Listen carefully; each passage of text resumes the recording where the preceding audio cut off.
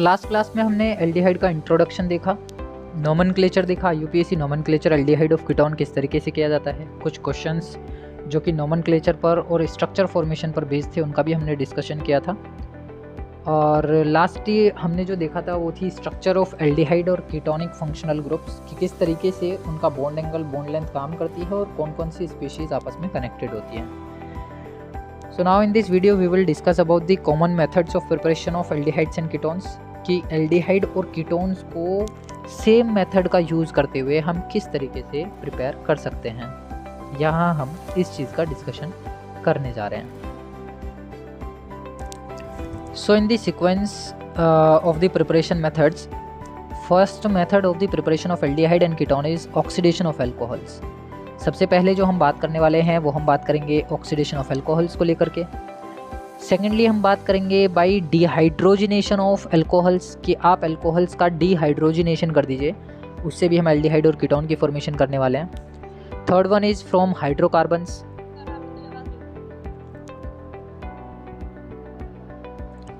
और ये जो लास्ट तीसरा प्रोसेस हम देख रहे हैं फ्रॉम हाइड्रोकार्बन्स, इस हाइड्रोकार्बन के प्रोसेस में हमारे पास दो तरीके हैं कि बाय ओजोनोलिसिस ऑफ एल्कीन्स यानी कार्बन डबल बॉन्ड कार्बन, इस तरीके से हमारे पास ये दो ग्रुप जुड़े होंगे।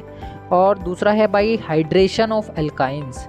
एल्काइंस मतलब ट्रिपल बॉन्डेड कार्बन कंपाउंड्स। ये हाइड्रोकार्बन्स हैं जिनके प्रोसेस से या जिनकी हेल्प से हम बनाने वाले हैं एल्डिहाइड और कीटोन्स। तो सबसे पहले मेथड की जब मैं बात करूंगा, कॉमन मेथड्स को हम लेकर के चल रहे हैं क्योंकि तो ये वो मेथड्स हैं जिसमें हम एल्डिहाइड और कीटोन को साइमल्टेनियस बनाते हुए चलेंगे। एक साथ ही दोनों की प्रिपरेशन होगी, दोनों की फॉर्मेशन होगी। तो first method is for the preparation of aldehyde and ketone is by oxidation of alcohols. आपको अल्कोहल्स का क्या करना है, ऑक्सीडेशन करना है। अब देखो ऑक्सीडेशन में दो तरीके के हैं हमारे पास, एक होता है माइल्ड ऑक्सीडाइजिंग एजेंट की हेल्प से, एक होता है स्ट्रॉन्ग ऑक्सीडाइजिंग एजेंट की हेल्प से। ये हमने last alcohol ketone alcohol phenol वाले चैप्टर में पढ़ा भी था कि कौन कौन से ऑक्सीडाइजिंग एजेंट्स माइल्ड होते हैं और कौन कौन से स्ट्रॉन्ग होते हैं। तो माइल्ड ऑक्सीडाइजिंग एजेंट अगर यूज़ किए जाएंगे तो पार्शियल ऑक्सीडेशन काम करता है, और अगर स्ट्रॉन्ग ऑक्सीडाइजिंग एजेंट यूज़ किए जाएंगे तो कंप्लीट ऑक्सीडेशन काम करता है। अब यहाँ पर जो सबसे पहली रिएक्शन है ऑक्सीडेशन ऑफ अल्कोहल्स में, मैंने लिया एक प्राइमरी अल्कोहल। प्राइमरी अल्कोहल कैसे, CH2OH ग्रुप के साथ, मतलब इस OH फंक्शनल ग्रुप के साथ कितने कार्बन कनेक्टेड है, एक, और जिस कार्बन से OH कनेक्टेड है उससे कितने कार्बन कनेक्टेड है, केवल एक, इसलिए क्या है, प्राइमरी अल्कोहल है। तो प्राइमरी अल्कोहल को जब हम CrO3 के साथ ऑक्सीडाइज कराते हैं, in the presence of CrO3 oxidise कराते हैं, जो कि एक माइल्ड ऑक्सीडाइजिंग एजेंट है। ये है एक माइल्ड ऑक्सीडाइजिंग एजेंट।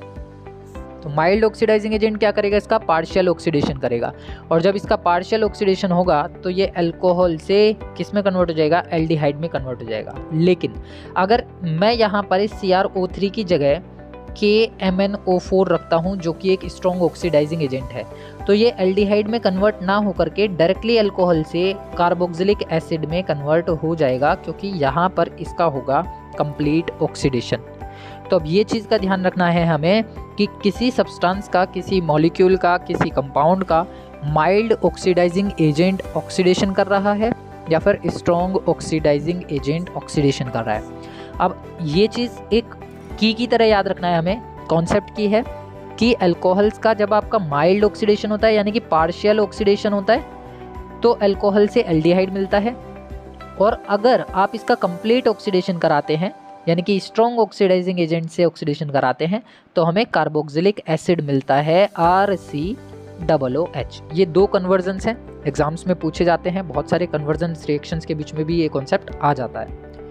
नेक्स्ट हमने ले लिया, हमारे पास एक एल्कीनोल है, एल्कीनोल। अभी हमने जो लिया था वो क्या था, एल्केनोल। इसमें सारे कार्बन कैसे थे, सिंगल बॉन्डेड थे, लेकिन अभी मैंने क्या ले लिया, एल्कीनोल ले लिया, क्योंकि यहाँ पर डबल बॉन्डेड कार्बन कंपाउंड है, तो हम इसको क्या बोलेंगे, ब्यूटीनोल बोलेंगे। इसका जो नाम है वो क्या है, IUPAC नेम अगर मैं देखूँ तो ब्यूट 2 in 1 ओल, इसका IUPAC नाम हो गया ब्यूटीनोल, भी हम इसको कंसिडर करते हैं। अब इस ब्यूटीनोल का ऑक्सीडेशन मुझे कराना है पायरिडीनियम क्लोरोक्रोमेट, जिसको हम PCC लिखते हैं। ये भी क्या है, बेसिकली एक माइल्ड ऑक्सीडाइजिंग एजेंट है। ये जो पायरिडीनियम क्लोरोक्रोमेट है वो क्या है, एक माइल्ड ऑक्सीडाइजिंग एजेंट है। तो ये माइल्ड ऑक्सीडाइजिंग एजेंट क्या करेगा, इस OH ग्रुप का कन्वर्जन पूरा कर देगा किसके अंदर, CHO के अंदर। बाकी का जो हाइड्रोकार्बन चेन होगी वो एज इट इज़ बनी रहेगी, केवल जो अल्कोहलिक ग्रुप होगा उसका कन्वर्जन करके ये हमें देगा किसमें, एल्डिहाइड के अंदर। सिमिलरली अगर मैं कोई ले लेता हूँ सेकेंडरी अल्कोहल, क्योंकि ये तो अभी हमने बात कर ली प्राइमरी की। अब देखो यहाँ पर भी एक ऐसा है, ये OH फंक्शनल ग्रुप जिस कार्बन से कनेक्टेड था उसके साथ केवल एक ही कार्बन कनेक्ट है, उससे एक ही कार्बन लिंक है, इसलिए ये भी क्या है, प्राइमरी। लेकिन अगर मैं कोई सेकेंडरी अल्कोहल ले लेता हूँ जिस कार्बन से OH कनेक्टेड है, मतलब या हम ऐसे कहेंगे कि जिस OH से जो कार्बन कनेक्टेड है उसके साथ टोटल कितने कार्बन आ गए, 2 अल्काइल ग्रुप आ गए, 2 कार्बन आ गए, तो इसलिए कैसा हो गया, 2 डिग्री हो गया, यानी कि सेकेंडरी अल्कोहल हो गया। सेकेंडरी अल्कोहल का माइल्ड ऑक्सीडेशन कराऊंगा मैं CrO3 की हेल्प से, तो ये कन्वर्ट होकर के क्या देगा मुझे, कीटोन देगा। तो यहाँ से हमें एक कंक्लूजन मिला। कीटोन क्यों मिलेगा, क्योंकि दोनों के दोनों हाइड्रोजन यहाँ से क्या होगा, ऑक्सीडेशन के ऑक्सीजन से मॉलिक्यूल से रिएक्शन करते हुए क्या बना देंगे, H2O बना देंगे। ये चीज़ का ध्यान रखना कि जब कभी भी हम ऑक्सीडेशन की बात करते हैं तो वहाँ पर एक नेसेंट ऑक्सीजन का मॉलिक्यूल काम करता है, हमेशा नेसेंट ऑक्सीजन काम करती है। हम उसको रिप्रेजेंट करें या ना करें, ये माइल्ड ऑक्सीडाइजिंग एजेंट हो या स्ट्रॉन्ग ऑक्सीडाइजिंग एजेंट हो, वहाँ पर वो अंडरस्टूड होना चाहिए कि एक नेसेंट ऑक्सीजन काम कर रही है, जो रिएक्शन को बैलेंस करते हुए हमें उसके नंबर बढ़ाने या घटाने पड़ सकते हैं। तो अब हो क्या रहा है कि जो 1 डिग्री होते हैं अल्कोहल, 1 डिग्री अल्कोहल ऑक्सीडाइज होने पर जब आप इसको क्या करोगे, ऑक्सीडाइज करोगे, तो ये आपको क्या देंगे, एल्डिहाइड देंगे। ये यहाँ से हमने कंक्लूजन निकाल लिया, रिजल्ट निकाल लिया कि 1 डिग्री अल्कोहल आपको क्या देने वाले हैं, एल्डिहाइड देने वाले हैं, और 2 डिग्री अल्कोहल आपको क्या देने वाले हैं, कीटोन देने वाले हैं। ये कंक्लूजन याद रखोगे तो कन्वर्जन्स में हेल्प मिलेगी, कन्वर्जन्स ईजी हो जाएंगे। आपको केवल ये आइडेंटिफाई करना होगा कि हमारे पास दिया हुआ जो कंपाउंड है जिसका हमें कन्वर्जन करना है वो प्राइमरी अल्कोहल है या सेकेंडरी अल्कोहल है, 1 डिग्री अल्कोहल है या 3rd डिग्री अल्कोहल है। सेकेंड मेथड इज नेक्स्ट जो हम बात कर रहे हैं by dehydrogenation of alcohols. Alcohols का आपको डिहाइड्रोजिनेशन करना है, सिंपल सा प्रोसेस है, बहुत आसान है। जब हम डिहाइड्रोजिनेशन की बात करते हैं तो हमें हाइड्रोजन और ऑक्सीजन दोनों को रिमूव कराना होता है। डिहाइड्रोजिनेशन, डिहाइड्रोजिनेशन के अंदर अब हो क्या रहा है, सिंपल सा कॉन्सेप्ट है। आप क्या करने वाले हो, आपको अल्कोहल ले लेना है, प्राइमरी या सेकेंडरी। अच्छा यहाँ पे लिखा है डिहाइड्रोजिनेशन, तो हाइड्रोजन का रिमूवल कराओ। अब हाइड्रोजन का रिमूवल का मतलब क्या हुआ, एक ऑक्सीडेशन का ही प्रोसेस हम इसे कह सकते हैं, क्योंकि removal of hydrogen is also known as oxidation. लेकिन कैसा ऑक्सीडेशन होगा, वो माइल्ड ऑक्सीडेशन ही होगा। क्यों, क्योंकि जितने भी हाइड्रोजन हैं वो सारे के सारे रिमूव नहीं हो पाते। अगर सारे हाइड्रोजन रिमूव होंगे तो वो स्ट्रॉन्ग ऑक्सीडेशन कहलाएगा। तो आप चाहे इसको ऑक्सीडेशन के नाम से बुलाएं या ना बुलाएं, लेकिन डिहाइड्रोजिनेशन का कॉन्सेप्ट बस इतना है कि आपको हाइड्रोजन रिमूव कराना है with the help of copper tube which is heated at 573 kelvin temperature, यानी कि 300 डिग्री सेंटीग्रेड पर रेड हॉट हुई हुई कॉपर ट्यूब, बिल्कुल रेड हॉट होनी चाहिए, एटलीस्ट 300 डिग्री सेंटीग्रेड टेम्परेचर पर गर्म हो, या केल्विन में लिखना है तो 573 हम लिखेंगे। इस अल्कोहल को इस कॉपर रोड के ऊपर या कॉपर ट्यूब के ऊपर पास कर देंगे। आपको अल्कोहल इसके अंदर से फ्लो करा देना है, पास कर देना है। तुरंत ही क्या होगा, ये जो अल्कोहल है इसके अंदर से हाइड्रोजन रिमूव हो जाएगा। हाइड्रोजन कैसे रिमूव होगा, चाहे तो आप ये वाले दोनों हाइड्रोजन हटा लो, चाहे एक हाइड्रोजन यहाँ से और एक हाइड्रोजन यहाँ से हटा लो और रीअरेंजमेंट करा दो। आपको जैसे याद रखना है आप वैसे याद रख सकते हैं, हमें केवल रिमूवल ऑफ हाइड्रोजन कराना है। लेकिन जो डोमिनेंसी होती है हाइड्रोजन के रिमूव होने की, वो कहाँ से पाई जाती है, यहाँ से और यहाँ से। सबसे पहले हाइड्रोक्साइड का एक H निकलता है, फिर दूसरी बार में कार्बन का एक H निकलता है, और जैसे ही 2 H कम हो जाएंगे रीअरेंजमेंट होगा तो ये बन जाता है एल्डिहाइड। तो ये भी कुल मिलाकर के माइल्ड ऑक्सीडेशन होता है, माइल्ड रिएक्शन होती है। सिमिलरली अगर मैं सेकेंडरी अल्कोहल ले लेता हूँ कि ये मैंने लिया कार्बन से मैंने लगाया OH के साथ मैंने जो कार्बन लगाया था उसके साथ 2 कार्बन और जोड़ दिया और एक हाइड्रोजन जोड़ दिया। इस सेकेंड डिग्री या 2 डिग्री अल्कोहल जिसे हम बोलते हैं, उसको भी कॉपर ट्यूब पे, रेड हॉट कॉपर ट्यूब पे 300 डिग्री सेंटीग्रेड पे जब आप पास कराओगे, तुरंत ही ये अपने अंदर से हाइड्रोजन को रिमूव करेगा। तो एक हाइड्रोजन ये रहा, दूसरा हाइड्रोजन ये रहा, दोनों हाइड्रोजन हो गए बाहर। जैसे ही हाइड्रोजन निकला तो ये वाली वैलेंसी जो थी अंदर की तरफ शिफ्ट हो जाएगी और ये क्या बन जाएगा, कीटोन बन जाएगा। अगेन फिर से वही रिजल्ट निकला कि 1 डिग्री जो है अल्कोहल वो हमें क्या देने वाले हैं, एल्डिहाइड, और जो 2 डिग्री अल्कोहल है वो हमें क्या देने वाले हैं, कीटोन। ये रिजल्ट हमेशा ऐसे ही चलता रहेगा। और टर्शरी अल्कोहल डिहाइड्रोजिनेशन के प्रोसेस को रिप्रेजेंट नहीं करते। टर्शरी अल्कोहल मीन्स मैंने अगर ये बात करी है कि यहाँ पर ये OH आ गया और ये R आ गया, अब इस कार्बन के पास कोई भी रिमूव होने लायक हाइड्रोजन है ही नहीं, केवल एक ही हाइड्रोजन को ये हटा सकता है, दूसरा हाइड्रोजन ये नहीं हटा सकता। जबकि डिहाइड्रोजनेशन के प्रोसेस में हाइड्रोजन गैसियस फॉर्म में बाहर आती है H2, जिसकी वजह से tertiary alcohols do not react और do not undergo to the dehydrogenation. Dehydrogenation का process 3rd degree alcohol represent नहीं करते। अब तीसरा प्रोसेस जो हम यहाँ ले लेते हैं कॉमन मेथड के अंदर ही, that is from hydrocarbons. Hydrocarbons की हेल्प से हम किस तरीके से इसे बनाएंगे। तो पहला प्रोसेस हमने लिया हाइड्रोकार्बन्स में बाय ओजोनोलिसिस ऑफ एल्कीन्स। आप एल्कीन्स का ओजोनोलिसिस कर दीजिए। ओजोनोलिसिस सिंपल रिएक्शन है, बहुत आसान है और शॉर्ट नोट एग्जामिनेशन में इसका पूछा जाता है, या फिर इसको नेम रिएक्शन में भी कंसीडर कर सकते हैं। तो हमने करना क्या है, मैं पहले एक छोटा मॉलिक्यूल लेकर के ओजोनोलिसिस करके दिखाता हूँ कि मैंने लिया CH2 डबल बॉन्ड CH2, इसके ऊपर मैंने डाली ओजोन। ओजोन क्या होती है, O3। ओजोन का ओजोनोलिसिस जो हम करा रहे हैं वो है रिएक्शन विद ओजोन।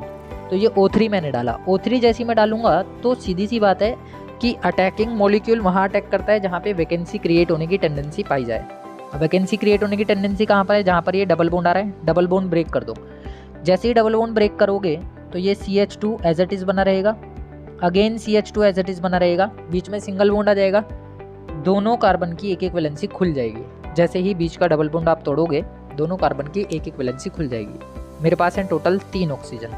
तो ये 3 ऑक्सीजन मैं ऐसे कनेक्ट करूँगा, 1, 2 और तीसरा, क्योंकि ऑक्सीजन की 2 वैलेंसीज होती हैं, वैलेंसी भी सेटिस्फाई होनी चाहिए। चाहे आप ऊपर की तरफ ऑक्सीजन जोड़ें, चाहे आप नीचे की तरफ ऑक्सीजन जोड़ें, ओरिएंटेशन कुछ भी हो सकता है, हमें केवल एक मैकेनिज्म चाहिए। करना क्या है, ये हमारे पास जो बना है इसको हम बोलते हैं ओजोनॉइड या ओजोनाइड। ये होता है इंटरमीडिएट ऑफ द ओजोनोलिसिस।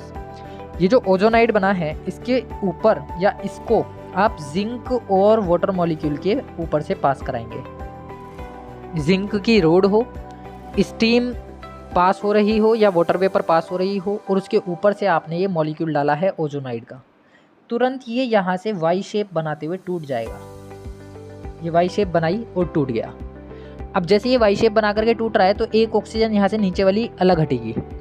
वो नीचे वाली ऑक्सीजन क्या काम करने वाली है, इस H2O के साथ रिएक्शन करेगी और क्या बना देगी, H2O2 बना देगी। और जो बाकी का बचा हुआ मॉलिक्यूल है दैट इज CH2O, इसके हमें 2 मॉलिक्यूल मिल रहे हैं, इनको हम रीअरेंज करेंगे। रीअरेंज कैसे करेंगे, एक H निकाल करके इसको लगा देंगे HCHO, जो क्या कहलाएगा, फॉर्मल्डिहाइड कहलाएगा। तो ये भी एक रिएक्शन हो गई तुम्हारी। सिंपल ओजोनोलिसिस में हम ये लिख सकते हैं। एल्डिहाइड की फॉर्मेशन मैंने कर दी। देखो जब मैंने क्या लिया, एल्कीन ली। एल्कीन कौन सी लिए, इथीन। 2 कार्बन की एक एल्कीन ली है, उसको ओजोनोलिसिस मैंने कराया, ओजोनाइड बनाया। ओजोनाइड के ऊपर जिंक और H2O डाला। जैसे ही जिंक और H2O डाला तो तुरंत ही जो H2O का मॉलिक्यूल था वो कन्वर्ट हो गया H2O2 में, और यहाँ से हमें मिल गया फॉर्मल्डिहाइड के 2 मॉलिक्यूल्स की जनरेशन। अब इसी चीज़ को जब हम प्रोपीन के लिए करते हैं तो प्रोपीन कैसा मॉलिक्यूल है, प्रोपीन ऐसा मॉलिक्यूल है जिसमें लिखा हुआ है कि CH3 single bond CH double bond CH2, that is the propene. इस प्रोपीन पर भी वही काम हमें करना है, O3 डालना है। जैसे ही O3 डालोगे तो ये O3 इस डबल बॉन्ड पर अटैक करेगा। डबल बॉन्ड पर अटैक करने का मतलब ये हुआ कि CH3 तो अपनी जगह बना हुआ है, CH अपनी जगह बना हुआ है, यहाँ पर लग जाएगा डबल बॉन्ड, डबल बॉन्ड से सॉरी सिंगल बॉन्ड, और ये लग जाएगा CH2। दोनों कार्बन की एक एक वैलेंसी खुल गई। अब जब दोनों कार्बन की एक एक वैलेंसी खुल गई तो मैं 2 ऑक्सीजन ऐसे भी कनेक्ट कर सकता हूँ आपस में इन दोनों की, और ये भी कर सकता हूँ कि रीअरेंजमेंट से ये वाला बॉन्ड भी तोड़ दूँ और इसको ऐसे नीचे की तरफ खोल दूँ। तो वो हम पे डिपेंड करता है कि हम तीनों ऑक्सीजन को एक साथ कनेक्ट कर रहे हैं बाय परऑक्सी लिंकेज, या फिर हम कार्बन के सारे बॉन्ड्स को ब्रेक करके ऑक्सीजन को उसके साथ कनेक्ट कर रहे हैं। ये एक रीअरेंजमेंट प्रोसेस होता है। ये डिपेंड करता है रिएक्शन कंडीशंस पर कि टेम्परेचर कैसा है रिएक्शन का, प्रेशर कैसा है रिएक्शन का, कैटलिस्ट कुछ डाला है कि नहीं डाला है। तो मैं जनरल वे में रिएक्शन बता रहा हूँ, जनरल वे की रिएक्शन को ही तुम लोग प्रिपेयर करोगे।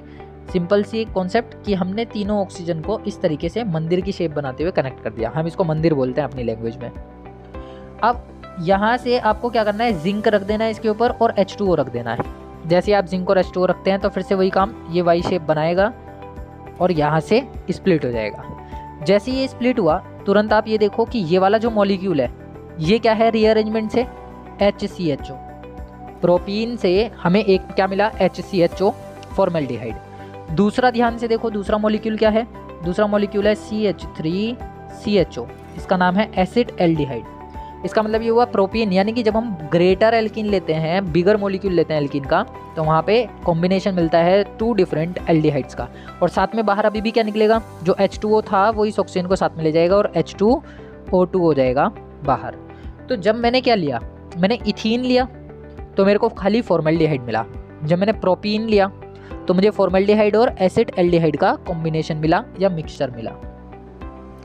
नेक्स्ट वन मैं इसी में ले लेता हूँ एक ग्रेटर, एक मैंने क्या ले लिया, सेकेंडरी टाइप की ले ली। सेकेंडरी सॉरी, ये जो कार्बन है, इस कार्बन से आप देखो 1 2 3, ये मेरे पास 3 कार्बन कनेक्टेड हैं। तो किस तरीके से कनेक्टेड है वो हमें देखना है कि पहले एक कार्बन पर हमारा CH2 ग्रुप है और उसी कार्बन पर हमारे 2 मिथाइल ग्रुप कनेक्टेड हैं CH3 एंड CH3। अब ये जो पूरा का पूरा ग्रुप है, इस पूरे ग्रुप पर फिर से आपने ओजोन की रिएक्शन कराई।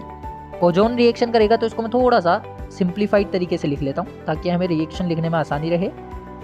तो ये मेरे पास आ गया कुछ, ये यहाँ पर मैंने R ग्रुप जोड़ा हुआ है, यहाँ पे भी मैंने R ग्रुप जोड़ा हुआ है। मैं लाऊंगा ओजोन इसके सामने, ओजोन आकर के अटैक करेगा, फिर से वही काम करेगा कि ओजोन यहाँ पर अपने 3 एटम इस तरीके से कनेक्ट करेगा, एक बॉन्ड को ब्रेक करके। ये बॉन्ड ब्रेक हुआ और ये मंदिर बन गया। फिर से वही वाई शेप बनाएं और इसको तोड़ दें by the help of zinc और H2O। तो ये जो H2O है ये ऑक्सीजन को ले जाएगा जो सेपरेट हो रही है H2O2 की फॉर्मेशन होते हुए बाहर। ये वाला जो मॉलिक्यूल है इसको ध्यान से देखो, ये मॉलिक्यूल क्या है, RC डबल बॉन्ड बन जाएगा इसमें ऑक्सीजन में और R अपनी जगह पर कनेक्टेड है, तो ये क्या बन गई, कीटोन। और इधर वाला जो मॉलिक्यूल है ये क्या है, CH2O, जिसको हम लिखते हैं HCHO रीअरेंज करके, तो ये मिल गया मेरे को फॉर्मल्डिहाइड।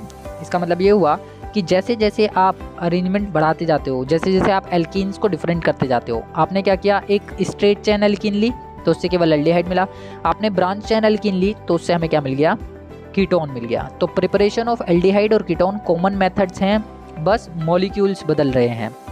इसी में नेक्स्ट हम ले लेते हैं bye hydration of alkenes. Alkenes का हाइड्रेशन आपको कराना है। Hydration is the process of reaction with water molecule.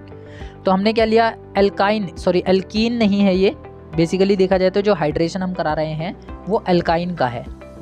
ये एल्कीन ना होकर के क्या है, एल्काइंस का हाइड्रेशन। तो एल्काइंस के हाइड्रेशन में हमने करना क्या है, एक एल्काइन मैंने ले ली CH ट्रिपल बॉन्ड CH, ये मेरी एल्काइन है जिसको हम एसिटाइलिन बोलते हैं और ये एल्काइन फैमिली का फर्स्ट मेंबर है। इसके ऊपर आपने सिंपल सा वाटर मॉलिक्यूल डालना है in the presence of mercury in acidic medium. आपको ये कॉन्सेप्ट ध्यान रखना है बस कि जो भी आप रिएक्शन करा रहे हैं एल्काइंस के हाइड्रेशन की, वो reaction acidic medium of mercury water के साथ होनी चाहिए। तो मरकरी को जब आप एसिडिक मीडियम में इसके ऊपर अटैक कराते हैं तो सबसे पहले एक बॉन्ड टूटेगा, क्योंकि वाटर मॉलिक्यूल कुछ ऐसे लिखेंगे हम HOH, इस तरीके से हम इसको लिखते हैं। एक बॉन्ड आप तोड़ोगे तो मॉलिक्यूल चेंज हो जाएगा कुछ ऐसे, CH डबल बॉन्ड CH, एक वैलेंसी यहाँ खुल गई, एक वैलेंसी यहाँ खुल गई। आप क्या करने वाले हैं, एक तरफ हाइड्रोजन जोड़ दो, एक तरफ ऑक्सीजन जोड़ दो, ये आपका बन गया इंटरमीडिएट। जैसे ही ये वाटर मॉलिक्यूल मरकरी के साथ एसिडिक मीडियम में रिएक्शन करता है, वाटर मॉलिक्यूल को हम लिखते हैं HOH की फॉर्म में, तो एक H चला जाता है एक कार्बन पर, OH चला जाता है दूसरे कार्बन पर, तो हमें मिल जाता है इस टाइप का एक मॉलिक्यूल। बेसिकली अगर मैं कहूँ तो ये क्या है, एक अल्कोहल है जो कि एल्कीनोल कहलाता है। अब इसमें हमें कराना है आइसोमराइजेशन, जो कि एक टाइप का रीअरेंजमेंट होता है जिसमें हाइड्रोजन अपनी जगह छोड़ेगा और डबल बॉन्ड को सिंगल बॉन्ड में कन्वर्ट करेगा। अब हो क्या रहा है कि उसी टाइम पर जैसे ही ये मॉलिक्यूल बनेगा, इंस्टेंटेनियसली कार्बन का हाइड्रोजन हटेगा और दूसरे कार्बन पर शिफ्ट हो जाएगा। तो shifting of hydrogen from one carbon to another carbon is known as isomerisation. इसको हम क्या बोल रहे हैं, आइसोमराइजेशन बोल रहे हैं। अच्छा, और ये कैसा आइसोमराइजेशन होने वाला है, ये होने वाला है फंक्शनल ग्रुप का आइसोमराइजेशन, यानी फंक्शनल आइसोमराइजेशन होने वाला है। क्योंकि अभी ये जो ग्रुप है ये कैसा ग्रुप है, अल्कोहलिक। ये कौन सा फंक्शनल ग्रुप दिखाई दे रहा है हमें, अल्कोहलिक दिखाई दे रहा है। अब ये इस अल्कोहलिक ग्रुप के हाइड्रोजन को हटा करके हम दूसरे कार्बन पर भेजने वाले हैं, तुरंत ये फंक्शनल ग्रुप कन्वर्ट हो जाएगा किसके अंदर, कीटोन के अंदर। तो एक फंक्शनल ग्रुप से दूसरे फंक्शनल ग्रुप में कन्वर्जन हो रहा है, इसलिए इसको बोला गया है फंक्शनल आइसोमराइजेशन। तुरंत आप ये क्या काम करेंगे, ये वाला हाइड्रोजन हटा दीजिए, इसको उठा करके इस कार्बन पे लगा दीजिए, तो हमारे पास जो मॉलिक्यूल होगा वो कुछ ऐसा होगा, CH3 क्योंकि इस पे 3 हाइड्रोजन हो जाएंगे टोटल, डबल यहाँ पर ये जो डबल बॉन्ड था ये टूट करके सिंगल बॉन्ड में कन्वर्ट हो जाएगा, कार्बन और कार्बन के साथ जो ऑक्सीजन है वो डबल बॉन्डेड हो जाएगा और सिंगल बॉन्ड हाइड्रोजन, तो ये मेरे को मिल जाएगी कीटोन। तो हम हाइड्रेशन ऑफ एल्काइंस से हाइड्रेशन ऑफ एल्काइंस का जब हम यूज़ करते हैं, यानी कि हाइड्रोकार्बन्स का जब हम यूज़ करते हैं, उसको नॉर्मली हाइड्रोलिसिस जब तुम करा रहे हो तो हमें क्या मिल जाता है, कीटोन मिल जाता है। और ये कीटोन कहाँ से मिला है हमें, इथाइन से मिला है, जो कि first member of the alkyne family है। अब अगर मैं ग्रेटर एल्काइन ले लेता हूँ, ये तो हो गया सबसे लीस्ट, सबसे छोटा मॉलिक्यूल।